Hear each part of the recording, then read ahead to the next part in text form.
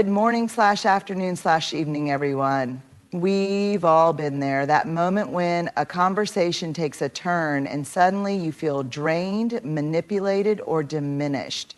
Maybe it's a coworker who thrives on drama, a friend who always turns the conversation back to themselves, or a family member whose negativity seeps into every interaction. Toxic people, we all encounter them, and yet so many of us struggle with how to handle them in a way that honors our boundaries and our well-being. So today I want to share 7 clever ways to deal with toxic people, not by fighting fire with fire, but by standing firm in our own courage, clarity, and self-respect. Toxic people aren't toxic by accident, and their behavior isn't random. They operate in cycles, using the same tactics over and over again to manipulate, control, or drain the people around them. But here's what often happens. We get caught up in the moment. We focus on one particular conversation, one particular argument, one particular guilt trip. We tell ourselves, maybe they didn't mean it like that, or maybe they're just having a bad day, and so we let it slide. But if we step back and look at the bigger picture, a pattern begins to emerge. A pattern of blaming, of playing the victim, of twisting the truth, of making you feel guilty for things you shouldn't feel guilty about. Maybe they always seem to forget the things that matter to you, but expect you to remember every detail of their life. Maybe they have a way of making every disagreement your fault, even when you know deep down that you weren't in the wrong. Maybe they shower you with kindness one moment only to tear you down the next, leaving you confused and emotionally exhausted. Recognizing the pattern means refusing to get lost in the individual incidents. It means looking at the relationship as a whole and asking yourself, is this a one-time mistake? Or is this a repeated behavior? Does this person take responsibility for their actions, or do they always shift the blame? Do I feel consistently valued and respected in this relationship, or do I often feel drained, belittled, or manipulated? One of the biggest traps we fall into is waiting for proof that someone is toxic. We tell ourselves, if they do this one more time, then I'll know for sure. But the truth is, you don't need one more incident. You don't need a final straw. The weight of the pattern is enough. Think about it like this. If someone handed you a glass of water and told you it had just a tiny bit of poison in it, would you wait to take another sip to make sure, or would you trust what you already know? Toxic people count on us getting distracted by the moment, by the excuse, by the apology that never comes with real change. But once you see the pattern, once you understand that this isn't just about what happened today, but about what has been happening for a long time, you gain clarity. And clarity is power. Because when you recognize the pattern, you stop hoping they will change, and you start deciding how you will change your response. Boundaries are one of the most powerful tools we have when dealing with toxic people, yet they are also one of the hardest things to enforce. Why? Because setting a boundary isn't just about saying what we will or won't tolerate, it's about following through, even when it's uncomfortable. Too often we set boundaries with the hope that the other person will respect them, that once we say, I don't allow people to speak to me like that, they'll stop. But here's the hard truth. Toxic people don't like boundaries. They thrive in environments where they can manipulate, guilt trip, and push past your limits. So when you set a boundary, expect resistance, expect them to test you, expect them to guilt you into backing down, what boundaries actually are and what they're not. A lot of people confuse boundaries with rules for other people, but a boundary isn't about controlling someone else's behavior. It's about defining what you will and will not allow in your own life. For example, weak boundary. You need to stop yelling at me. Strong boundary. If you continue to yell at me, I will remove myself from the conversation. Do you see the difference? The first statement tries to control the other person's actions, which you can't do. The second one is about your own response, which is within your control. Why boundaries fail and how to make them stick. A boundary that isn't enforced is just a suggestion. Toxic people will push and test your limits to see if you really mean it. And the moment you back down just once, they learn that your boundary isn't real. Let's say you tell a friend, I can't be around you when you start gossiping about other people. The first time they do it, you say nothing. The second time, you uncomfortably laugh and try to change the subject. By the third time, they know they can ignore your words because your actions didn't follow through. So how do you make boundaries stick? By being consistent, even when it's hard. When someone crosses the line, you must hold firm. If you said you would leave the conversation, then leave. If you said you wouldn't engage in their negativity, then don't. The moment you enforce a boundary, you send a clear message. I respect myself enough to uphold my own limits. The emotional toll of boundaries. One of the hardest things about setting boundaries is the emotional backlash, especially if the toxic person is someone you care about. They might call you selfish. They might accuse you of being cold, unkind, or abandoning them. And that can be incredibly painful. But here's what you need to remember. Setting boundaries isn't about punishing them. It's about protecting you. It's about recognizing that your emotional well-being matters. That you don't have to keep sacrificing your peace just to keep someone else comfortable. And let's be honest, people who truly respect and care about you won't punish you for having boundaries.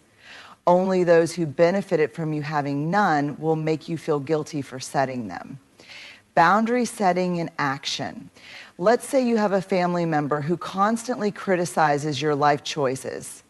Every phone call turns into them questioning your decisions, making passive-aggressive comments, or telling you what you should be doing. You leave every conversation feeling drained and invalidated. A clear boundary might look like this. First step, I don't feel comfortable discussing my personal choices with you. They continue, if this topic comes up again, I'll need to end the conversation. Final enforcement. The next time they bring it up, you follow through, politely but firmly ending the call or walking away. At first, they may be shocked, they may push harder, but over time, they'll learn that when you set a limit, you mean it. The freedom that comes with setting boundaries is an act of self-respect. It's you telling yourself, I deserve peace. I deserve respect, and I will not allow anyone to treat me in a way that compromises my well-being. It may not be easy at first. It may come with discomfort, pushback, or even loss. But the more you uphold your boundaries, the more you reclaim your own power. And that's something no toxic person can take away from you. Toxic people thrive on emotional reactions. They push buttons, stir up drama, and create chaos because they know that when you're emotional, you're easier to control. Maybe they guilt trip you into doing something you don't want to do. Maybe they provoke you with passive-aggressive comments until you snap, and then they turn around and say, see, you're the problem. Their power lies in your reaction. The moment you react without thinking, they win. That's why one of the most powerful things you can do when dealing with a toxic person is to pause. Just pause. Why we react so quickly. We're wired for immediate responses. When someone insults us, we want to defend ourselves. When someone blames us unfairly, we want to correct them. When someone tries to manipulate us, we want to push back. It's natural. But it's also exactly what toxic people are counting on. Think about it. How many times have you walked away from an argument, replaying everything in your head, thinking, I shouldn't have said that, or I wish I had handled that differently? That's because when we react in the heat of the moment, we're acting from emotion, not from strategy. And toxic people know how to take advantage of that. The power of the pause. Pausing before responding gives you control. It gives you a moment to step back, take a breath, and ask yourself, what's really happening here? Is this person trying to bait me into an argument? Are they twisting my words to make me feel guilty? Are they playing the victim to avoid accountability? That single moment of pause allows you to shift from reacting to choosing. And when you choose your response instead of giving them an automatic reaction, everything changes. How to pause and choose your response. Pausing isn't about being passive, it's about being intentional. Here's how to do it effectively. Take a breath before saying anything. Inhale deeply. That small action interrupts the automatic reaction process in your brain and gives you a second to think. Ask yourself, is this worth my energy? Not every comment deserves a response. Not every battle is worth fighting. Sometimes the most powerful response is none at all. Stay neutral. Instead of arguing or defending yourself, respond with neutrality. Toxic people want a strong reaction. If you stay calm, they lose control over the situation. Use short, non-emotional responses. If you need to say something, keep it simple. I hear you. It's your opinion. I'm not going to argue about this. Let's agree to disagree. These responses acknowledge them without feeding into their game. Exit if necessary. Sometimes the best choice is to walk away. If a conversation is escalating into toxicity, excuse yourself and disengage. Real life example, the drama starter. Imagine you have a coworker who loves stirring up drama. They say something like, wow, must be nice to leave early again today. Some of us actually work hard. Your instinct might be to defend yourself. I'm not leaving early. I worked extra hours this week. But the moment you do, they've got you. Now they can twist the conversation and keep the drama going. Instead, you pause, you breathe, you choose, and you respond with a calm, neutral statement like, I'm following my schedule. See you tomorrow. Then you walk away. No energy wasted, no fuel for their fire, just peace. The magic of non-reaction. Here's the thing, when toxic people realize they can no longer get a rise out of you, they often stop trying. They either find someone else to provoke or realize their tactics don't work on you anymore. Pausing isn't weakness, it's power. It's you choosing to protect your energy instead of letting someone else control your emotions. Because at the end of the day, your peace is worth more than any argument you could ever win. If you've ever dealt with a toxic person, whether it's a manipulative coworker, a narcissistic ex, or a drama-loving friend, you've probably noticed one common trait. They love attention. It's their fuel. They thrive on emotional reactions, whether it's anger, frustration, sadness, or even excessive praise. As long as they can stir up emotions in you, they have control. So how do you take that power away? You master the art of the gray rock method, a simple but highly effective strategy that makes you as interesting and engaging as, well, a gray rock. Dull, unremarkable, unresponsive. Why does the gray rock method work? Toxic people want engagement. They want a reaction, a fight, a debate, something to feed their need for control and drama. When you become emotionally detached and uninteresting, they lose interest in you. They can't manipulate you if you don't engage. Think of it like this. If a child throws a tantrum and you keep giving them candy to quiet them down, they learn that throwing a tantrum gets them candy. But if you stop responding and walk away, the tantrum loses its power. It's the same with toxic people. If you stop giving them emotional rewards, they'll eventually move on. How to be a gray rock. The goal of the gray rock method is to minimize engagement while remaining polite and neutral. Here's how you do it. Keep your responses short and boring, toxic person. Did you hear what she said about you? I can't believe she would do that. Oh, toxic person, aren't you mad? You should say something. You, not really. Toxic person, you're no fun. You, okay.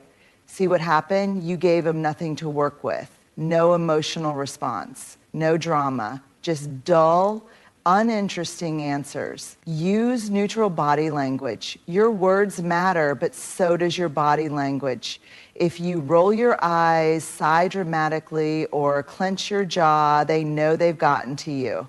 Instead, keep your face neutral, your tone calm, and your body relaxed. Imagine you're a customer service rep dealing with a difficult customer. You're polite, professional, but completely detached. Avoid sharing personal information. Toxic people love to use your words against you. The less you share, the less ammunition they have. If they ask personal questions, keep your answers vague. What's new with you? Not much. How's work going? Same as always. Are you seeing anyone? Nothing exciting. The less information you give, the less they can twist or use to pull you into drama.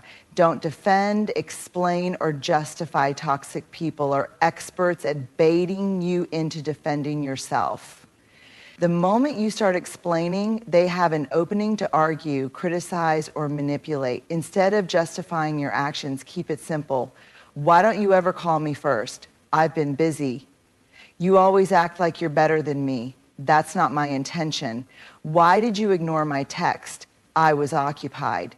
No elaborate explanations, no long discussions, just neutral, unemotional responses. Exit conversations quickly. If a toxic person keeps pushing, politely excuse yourself.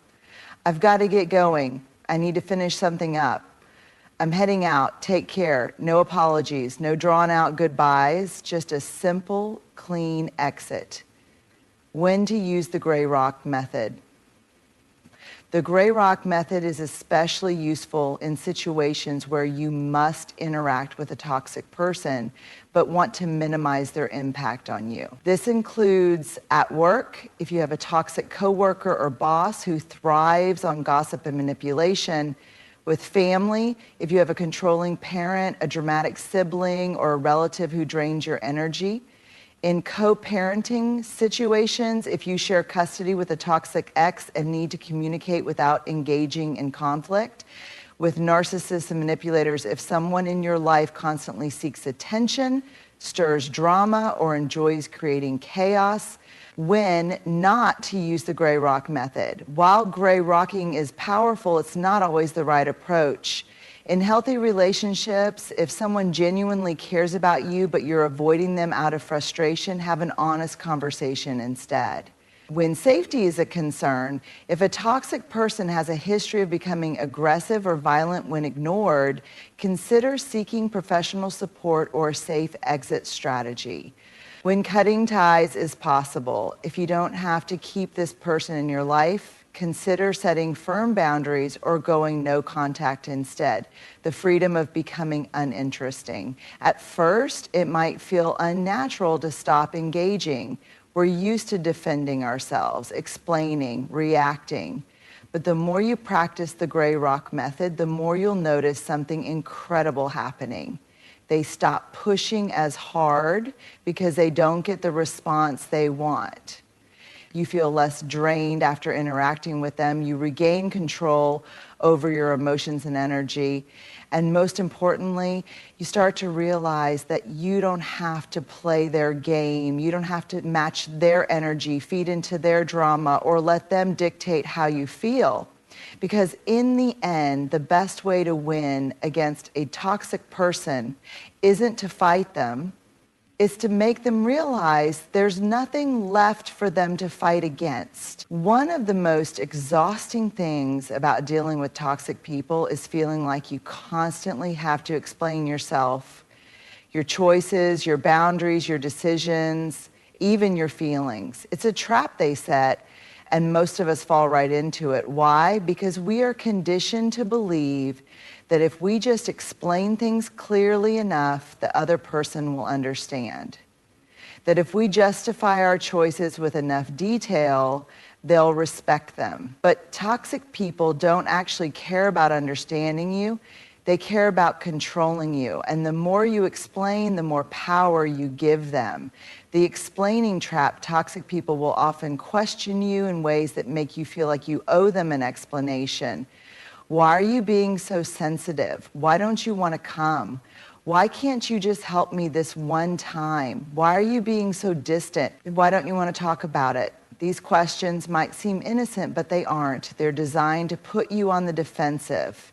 The moment you start explaining, they twist your words, poke holes in your reasoning, or make you feel guilty. For example, I can't make it tonight because I have an early morning tomorrow.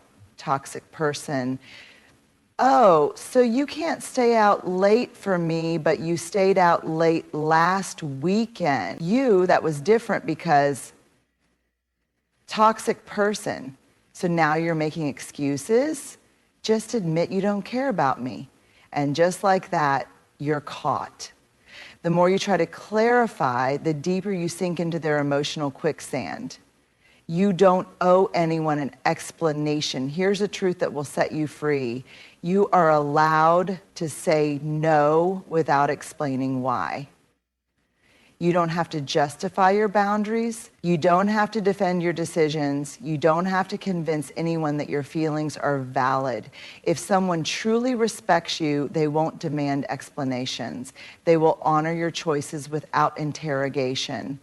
How to stop over-explaining. Breaking the habit of over-explaining takes practice, but it's one of the most powerful ways to reclaim your peace. Use short, firm responses. That doesn't work for me. I'm not available. I've made my decision. I don't want to discuss this. No long explanations, no justifications, just a simple, clear statement. Repeat yourself. If necessary, toxic people will often push back, trying to get you to break. The key is to stay consistent. Them, why won't you help me move this weekend? I'm not available. Them, come on, it's just for a few hours. I'm not available. It's not looking for a sign, it's looking for an unsign. You aren't available, it's looking for notice how you don't have to give a reason. The more you repeat yourself, the clearer your boundary becomes. Stop seeking their approval. A major reason we over-explain is because we want the other person to accept our reasoning. But with toxic people, no explanation will ever be enough. Once you realize you don't need their approval, it becomes much easier to simply say no and move on. Let silence be your response. Sometimes the best answer is no answer at all. If someone keeps pushing for an explanation, don't engage. Let them sit with your decision. You don't owe them an argument. Detach from guilt. Toxic people are experts at making you feel guilty for setting boundaries. But remember, their discomfort is not your responsibility. Saying no does not make you a bad person. Prioritizing your peace does not make you selfish. Real life example, the guilt-tripping friend. Imagine you have a friend who always expects you to be available. Every time you say no, they demand a reason, hoping to guilt you into changing your mind. Them, hey, can you come over and help me with something? I can't today. Them, why not? What are you doing that's so important? I'm just not available. Them, wow, okay, I guess I know where I stand now. At this point, you might feel the urge to explain yourself, to say, it's not that I don't care, I'm just really busy, but you don't need to. Their reaction is their issue, not yours. When to explain and when not to. Not every situation requires shutting down the conversation. In healthy relationships, explanations can foster understanding. But here's how you know when not to explain. If someone constantly disregards your boundaries, if they use your explanations to manipulate you, if they guilt trip or gaslight you when you say no, if you feel exhausted every time you try to justify yourself, in these cases, less is more. the freedom of saying less. Once you stop explaining yourself, something incredible happens. You feel lighter. You feel more in control. You realize that you don't have to perform emotional gymnastics to justify your own choices. Because at the end of the day, you don't need permission to protect your peace. And the people who truly care about you, they'll never make you feel like you do. Many of us were raised to believe that being a good person means being patient, understanding, and forgiving. We're taught to give people the benefit of the doubt, to see the good in others, and to always be kind. And in many ways, these are beautiful values until they're used against us. Toxic people love compassionate people. They know that kind-hearted individuals are more likely to overlook their bad behavior, justify their mistreatment, and keep giving second chances. They rely on our empathy to keep us stuck in unhealthy situations. And if we're not careful, we start confusing compassion with tolerance, allowing toxic behavior under the guise of being understanding. But here's the truth. Compassion does not mean tolerating mistreatment. You can have empathy for someone and still walk away. You can understand why they act the way they do and still refuse to let them hurt you. The danger of endless compassion. When we confuse compassion with tolerance, we end up making excuses for toxic behavior. They're going through a lot right now. They don't mean to hurt me. They just don't know any better. If I just give them time, they'll change. I know they have a good heart deep down. These justifications keep us in relationships that drain and harm us. We believe that if we love someone enough, if we're patient enough, if we keep giving them grace, they'll finally wake up and treat us with the kindness we deserve. But toxic people don't change because we love them. They change only when they decide to. And many of them never do, because why would they? If they can keep treating us poorly and still have access to our time, energy, and kindness, what's their motivation to change? Compassion has limits. Real compassion is not about endlessly enduring someone's mistreatment. It's about recognizing their struggles while still protecting yourself. It's about saying, I care about you, but I won't let you hurt me.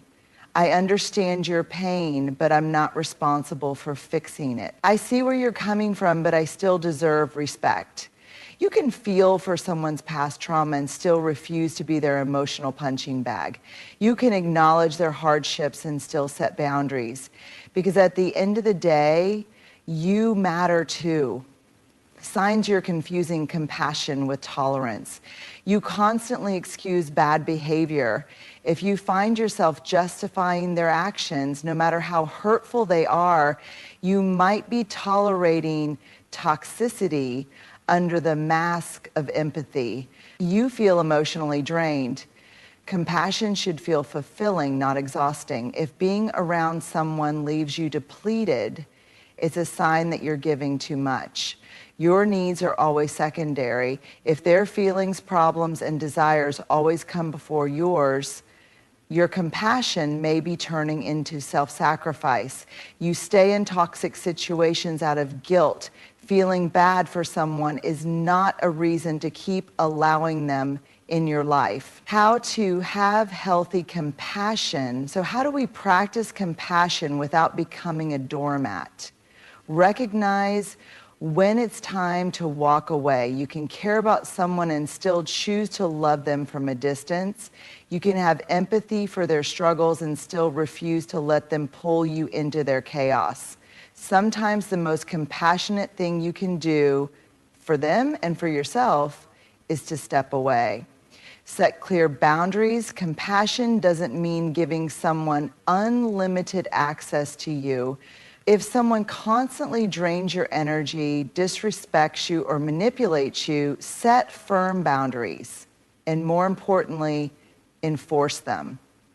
Let go of the guilt. Walking away from a toxic person does not make you a bad person. It doesn't mean you don't care.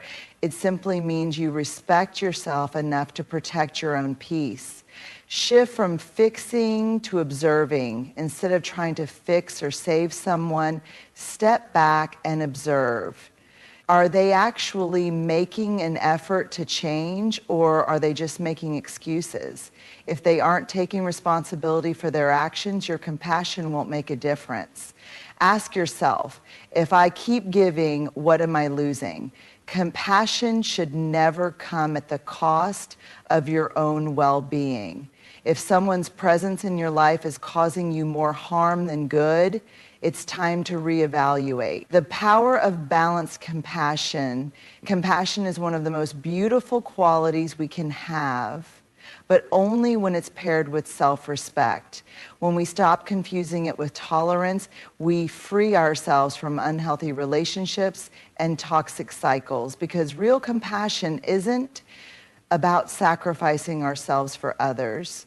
It's about choosing kindness, but never at the expense of our own peace.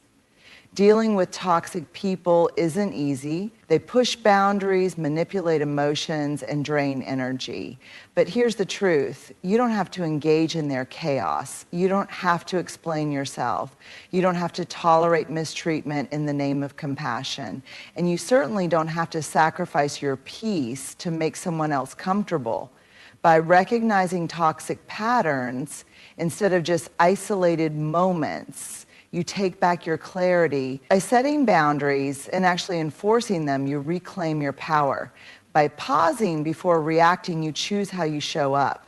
By mastering the gray rock method, you refuse to be a source of drama for someone who thrives on it. By stopping the need to explain yourself, you break free from the cycle of justifying your own worth. And by understanding the difference between compassion and tolerance, you make space for relationships that nourish you instead of depleting you. At the end of the day, protecting your peace isn't selfish, it's necessary, because your energy, your time, and your emotional well-being are too valuable to be spent on people who refuse to respect them. The more you practice these strategies, the more you'll realize something powerful.